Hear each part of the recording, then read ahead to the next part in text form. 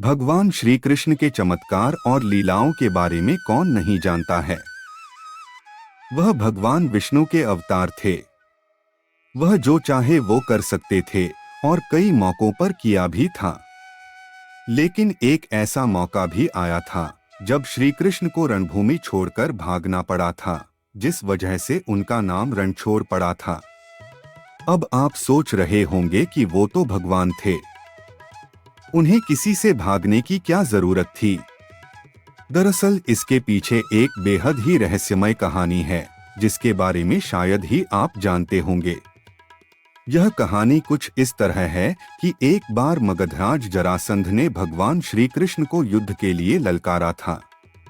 लेकिन वह सिर्फ अकेले नहीं बल्कि उसने श्री कृष्ण के खिलाफ युद्ध के लिए देश के राजा काल्यवन को भी अपने साथ मिला लिया था।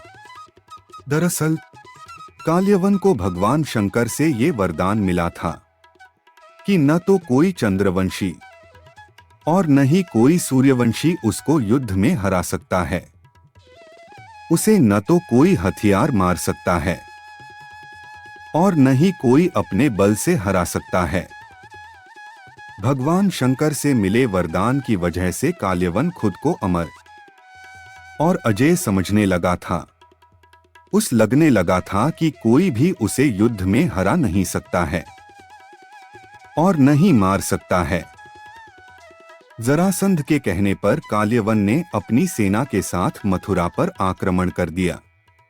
अब चूंकि श्री कृष्ण जानते थे कि काल्यवन को वो अपने बल से मार नहीं सकते हैं और न ही उनका सुदर्शन चक्र उसका कुछ बिगाड़ सकता है, वो रणभूमि छोड़कर भाग गए और एक अंधेरी गुफा में पहुंच गए। श्री कृष्ण जिस गुफा में जाकर छुपे हुए थे, उसमें पहले से ही इक्ष्वाकु नरेश मांधाता के पुत्र और दक्षिण कोसल के राजा मुचकुंद गहरी नींद में सोए हुए थे। दरअसल उन्होंने असुरों से युद्ध कर देवताओं को जीत दिलाई थी। लगातार कई दिनों तक युद्ध करने की वजह से वह थक गए थे, इसलिए भगवान इंद्र ने उनसे सोने का आग्रह किया और उन्हें एक वरदान भी दिया, जिसके मुताबिक जो कोई भी उन्हें नींद से जगाएगा वह जलकर भस्म हो जाएगा। राजा मुचकुंद को मिले वरदान की बात श्री कृष्ण को पता थी, इसलिए वो काल्यवन को अपने पीछे पीछे उस गुफा तक ले आए जहां राजा मुचकुंद सोए हुए थे।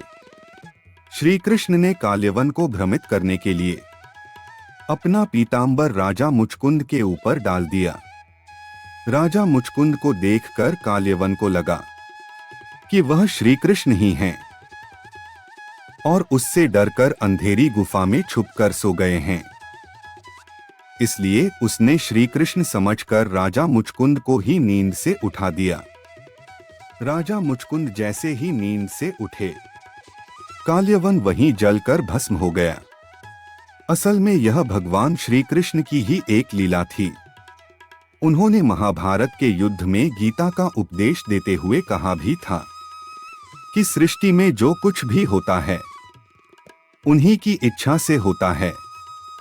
तो जाहिर है काल्यवन का अंत भी उन्हीं की इच्छा से हुआ था।